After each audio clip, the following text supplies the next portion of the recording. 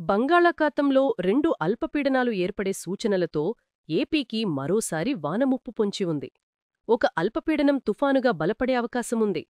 మరోవైపు కుమ్మరిన్ ప్రాంతంలో ఏర్పడే అల్పపీడనం వల్ల కేరళ, తమిళనాడుల్లో భారీ వర్షాలు కురిసే అవకాశముంది. ఆంధ్రప్రదేశ్లోని రాయలసీమ, దక్షిణ కోస్తా జిల్లాల్లో 29-30 తేదీల్లో భారీ నుంచి అతిభారీ వర్షాలు పడతాయని అంచనా. మత్స్యకారులు అప్రమత్తంగా ఉండాలని హెచ్చరికలు జారీ అయ్యాయి.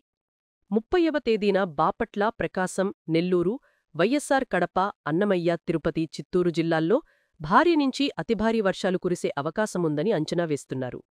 పశ్చిమ వాయువ్య దిశగా కదులుతూ దక్షిణ అండమాన్ సముద్రంలో రేపటికి వాయుగుండంగా బలపడే అవకాశముంది. ఇది తదుపరి 48 గంటల్లో దక్షిణ బంగాళాఖాతంలో తుఫానుగా మారే అవకాశముంది. వరికోతలు జోరుగా సాగుతున్న నేపథ్యంలో రైతులు వెంటనే కుప్పలు వేసుకోవాలి. పండిన ధాన్యాన్ని తడవకుండా సురక్షితంగా భద్రపరుచుకోవాలి. రంగు మారకుండా ఉండేందుకు పూర్తిగా పట్టాలతో కప్పి ఉంచాలి. తడిసిన గింజలు మొలకెత్తకుండా, నాణ్యత కోల్పోకుండా జాగ్రత్తపడాలి అని కూడా విపత్తుల నిర్వహణ సంస్థ తెలిపింది. మరిన్ని వెదర్ అప్డేట్స్ కోసం మన ఛానల్ని ఫాలో అవ్వండి.